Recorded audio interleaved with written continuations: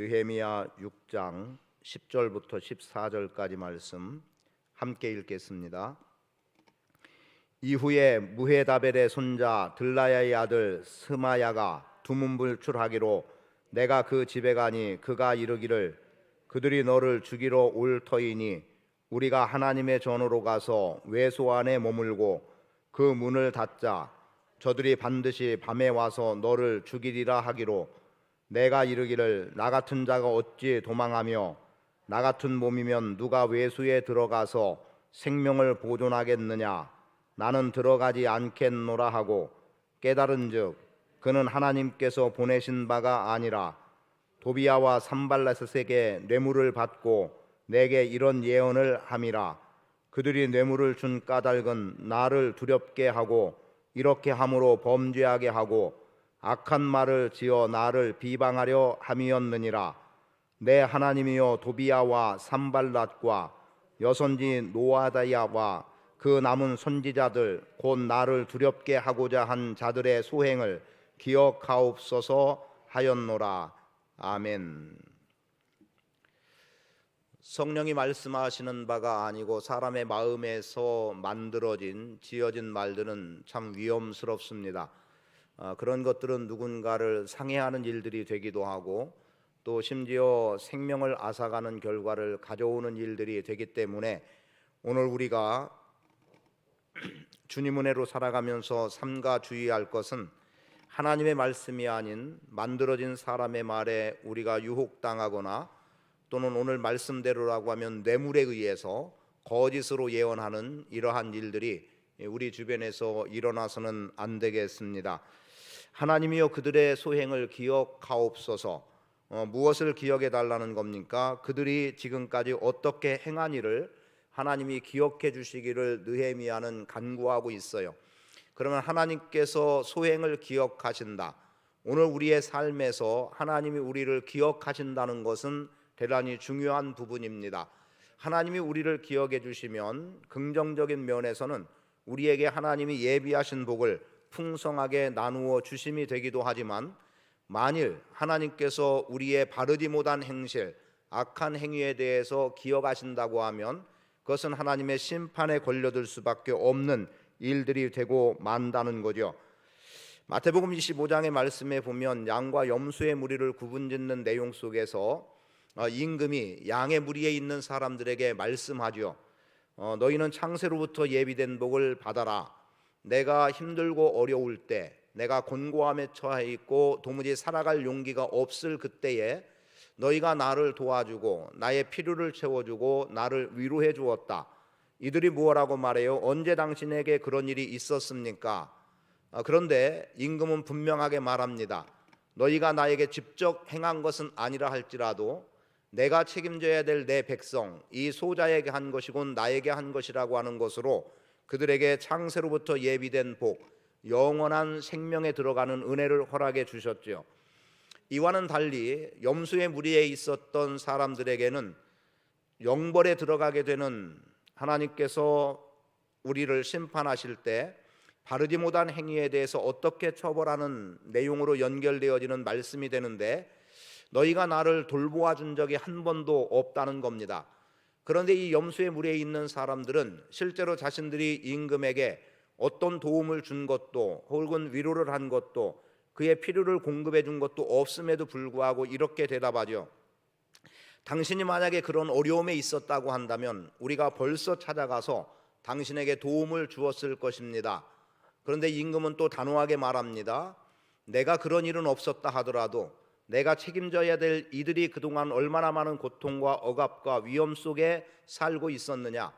너희는 마땅히 너희의 부요함과 너희의 가진 것 넉넉함을 가지고 그들에 대한 돌봄과 책임을 다했어야 되는데 그리하지 못한 것에 대해서 지적하면서 이 소자에게 하지 않은 것이 곧 나에게 하지 않은 것이라고 규정하고 있음을 보게 되죠. 그래서 의인들은 영생에, 악인들은 영벌에 처해지는 결과를 보게 했습니다. 그러면 지금 하나님이여 그들의 소행을 기억하옵소서라고 말씀하고 있는 이 내용은 좋은 의미의 내용은 아니죠. 왜냐하면 누구에 대해서 기억해 달라고 말하고 있냐면 14절의 말씀에 보면 이런 내용이 나옵니다. 내 하나님이여 도비야와 산발랏과 여선지 노아디아와 그 남은 선지자들 곧 나를 두렵게 하고자 한 자들의 소행을 기억하옵소서라고 간구하고 있어요. 지금까지 우리가 보았습니다만 느헤미야가 성벽 재건의 일을 감당해 나갈 때 산발랏과 도비야와 게셈과 그리고 또 암몬 사람들을 비롯한 여러 이방의 백성들이 방해의 일을 가져왔고, 심지어 선지자라고 불려졌던 사람들조차도 그들이 바르게 행하지 않고 자신들의 입에 단 것을 물려준 그들의 말을 가차없이 주저없이 받아들이게 되는 거지요. 그들이 바르지 못한 것을 알고 있음에도 불구하고, 하나님의 뜻에 반하다는 것을 알고 있음에도 불구하고 내 손에 얼마를 쥐어주니까 이 얼마의 양심을 팔아버리고 신앙을 팔아버리고 한 끼 식사에 한 끼 대접받는 거에 자신의 영혼을 팔아버리는 일들이 있었음을 말해주고 있는 겁니다. 그것을 뇌물이라고 표현하고 있음을 보게 되죠. 그렇게 됨으로 인해서 그들의 소행이 얼마나 악하게 왔는지를 하나님이 보아달라는 겁니다. 그런데 그럴 만한 때가 지금 바로 이 시점인데, 내일 보게 될 말씀이지만 15절 말씀을 한번 보세요. 성벽 역사가 52일 만에 엘루월 25일에 끝남에 성벽 재건이 맞춰지는 시점이에요. 여기서 지금 느헤미야는 하나님 앞에 간구하고 있는 겁니다. 지금까지 성벽 재건을 해방했던 이 많은 사람들, 이들 하나님이 기억하시고 이제 이 성벽 재건이 온전하게 이루어졌으니 하나님께서 그 회방을 놓았던 방해했던 그 방해꾼들에 대해서 하나님이 심판해 달라고 하는 의미의 말씀이 되는 겁니다. 제가 설교를 이렇게 짧은 본문으로 말씀을 전해본 적은 거의 없었던 것 같아요. 지금 내일까지로 본다면 15번의 설교를 지금 6장까지의 내용으로 접하게 되는데, 성경을 읽어나가면서 한 단락 한 단락을 살펴보면서 제가 말씀과 제목들을 거의 성경 본문 그대로에서 뽑아냈습니다. 그렇게 뽑아내다 보니까 짧은 구절 속에서 그날 전할 말씀, 오늘 받을 말씀을 그때그때 주셔서, 그래서 말씀을 미리 제시해 놓고 말씀을 드리는 바예요. 근데 오늘 말씀은 뭡니까? 스마야가 두문불출했다. 스마야는 예언을 하고 있었던 사람이고, 그리고 그가 성수를 출입하면서 예언했던 사람으로 보여집니다. 왜냐하면 그의 원함이 있었어요. 그가 느헤미야에게 성소로 와서 너의 안전함을 보장받아라, 이런 내용들이 나오고 있기 때문에. 그런데 이 성소를 출입하는 매일같이 출입했어야 되는 스마야가 어느 날부턴가 성소에 출입을 하고 있지 않는 거예요. 그게 두문불출했다고 기록하고 있죠. 그래서 그의 집을 찾아가 본 겁니다. 뭐 병이 들어서 그런가, 아파서 그런가, 아니면 무슨 또 다른 일이 있나, 뭐 이런 걸 살펴보기 위해서였겠지요. 그래서 그 집에 가니까 그가 이렇게 말하는 거예요. 지금 그들이라고 표현한 사람은 크게 말하면 산발랏과 도비야로 보면 됩니다. 그들이 너를 죽이러 올 터이니 우리가 하나님의 전으로 가서 외소 안에 머물고 그 문을 닫자. 저들이 밤에 와서 너를 죽이리라 하기로, 이렇게 말씀하고 있어요.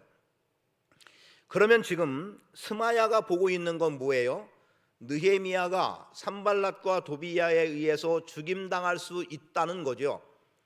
그런 것들을 보고 있는데, 그런데 지금 스마야의 제안 자체가 사람들이 당신을 죽이려고 하니 성전 안으로 들어와서 성전의 문을 닫으면 너희가 안전할 거라는 거예요. 명동성당이 유명한 이유 중에 하나가 뭔지 아시죠? 민주화를 부르짖었던 사람들이 또 지금도 역시 마찬가지고요.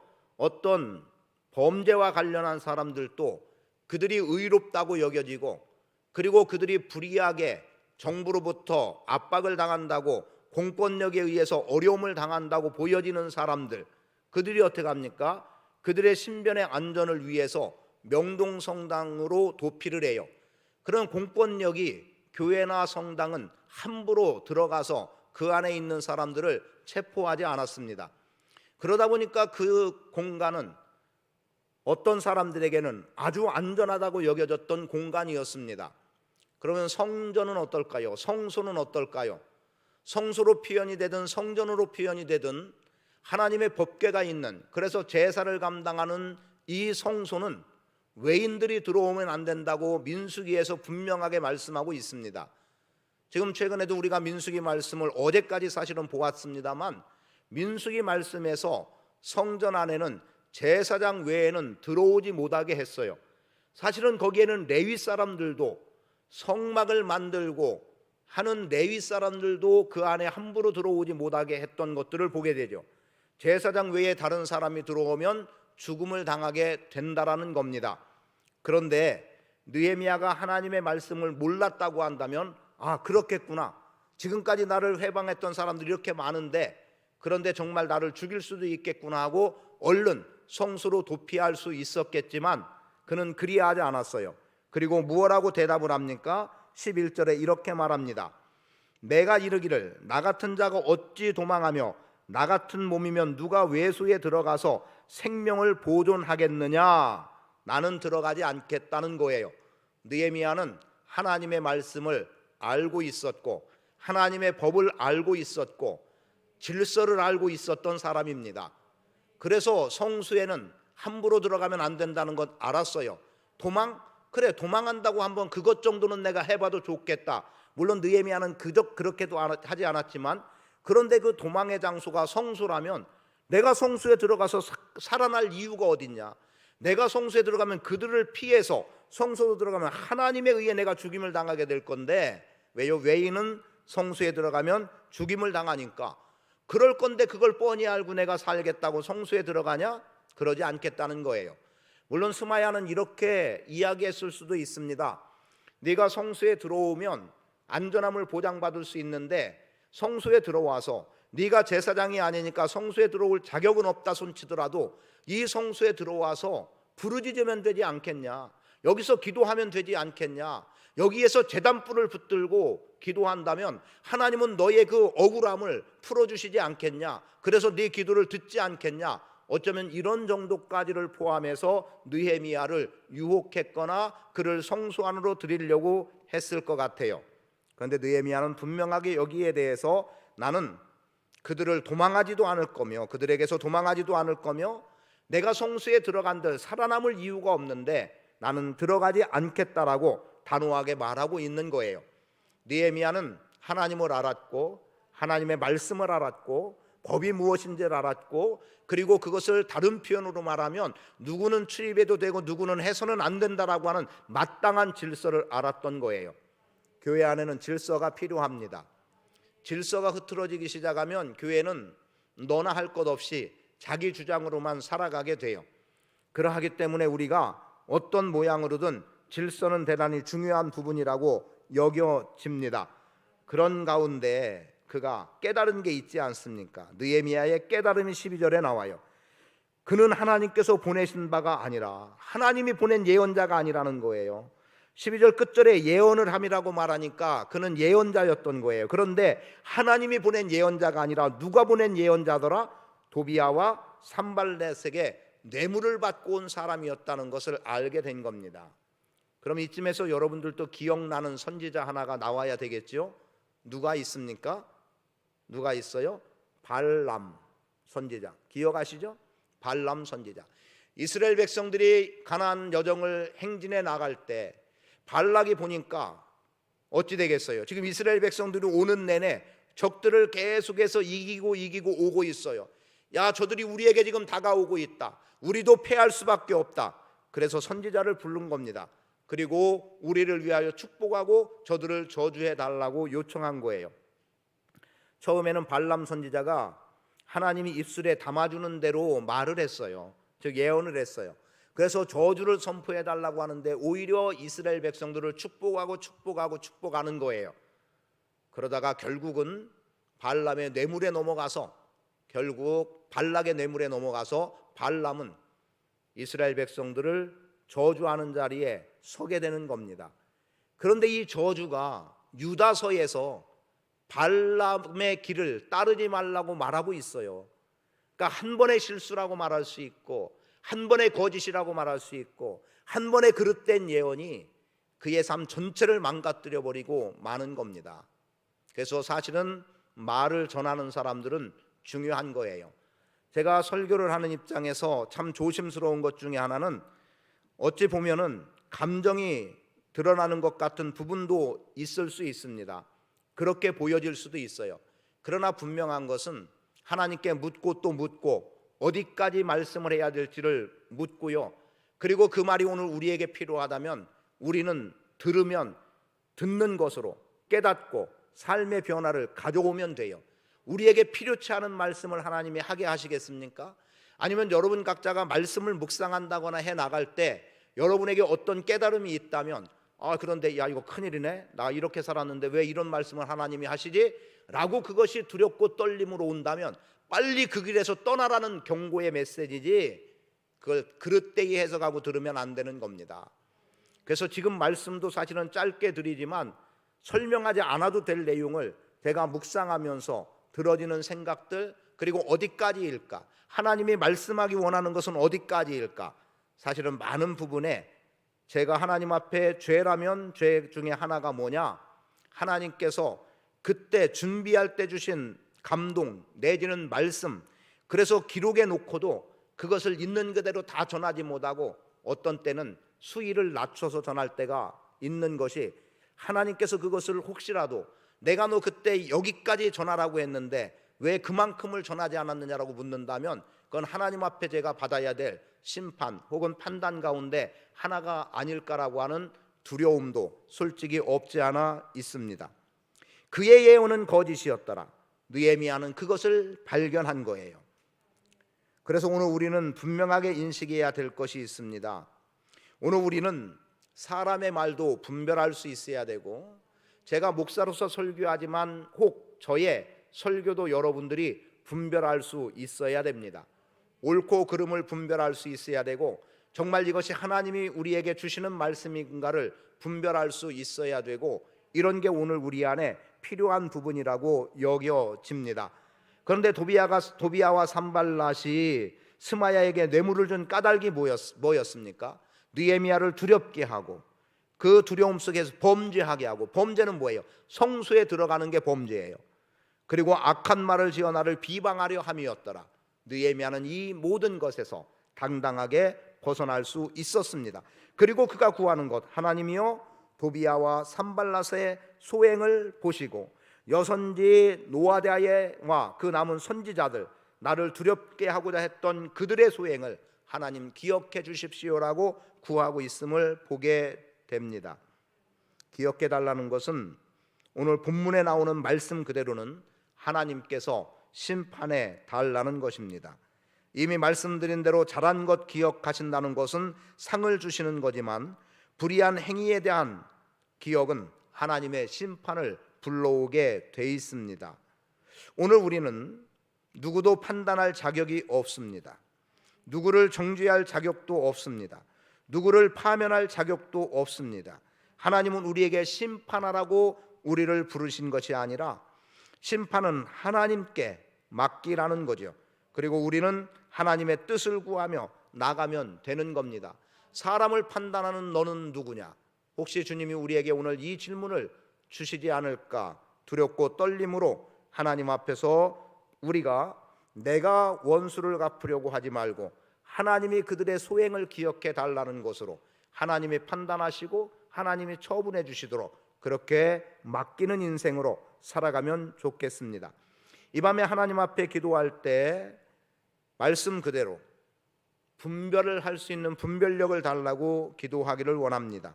그리고 혹시라도 내가 누군가를 판단하고 정죄한 일이 있다면 그를 빨리 돌이키고 회개하고, 내가 사람을 판단하고 정죄하지 않겠습니다. 그것은 하나님의 몫입니다. 하나님께서 처분해 주시기를, 내가 그것을 기다릴 때 분하고 원통할 수 있어도 하나님이 하시는 것이라면 내가 그때를 기다리겠다고, 그런 기다림으로 나가는 것, 우리 안에 필요한 부분이 되겠다 싶습니다. 뇌물의 눈이 어두워지지 않기를 원합니다. 범죄하지 않기를 원합니다. 악한 말을 지어서 나를 공격하더라도 비방하더라도 거기에 마음이 무너지지 않기를 원합니다. 주님은 오늘 여러분에게 강하고 담대할 것을 말씀하고 계시고 요구하고 계십니다. 담대하게 하나님 앞에 서는 복된 인생 되시기를 축복합니다. 살아 역사하시는 아버지 하나님, 감사와 찬양과 영광을 올려드립니다. 하나님의 은혜의 풍성함이 우리 안에 넘쳐나게 하셔서 아버지의 거룩하심 앞에 서는 자 되게 하시고 하나님의 위로와 능력 안에서 승리하는 인생 되게 해 주옵소서. 아버지 하나님, 거짓에 속지 않게 하옵소서. 진리를 분별할 수 있도록 은혜 주시옵소서.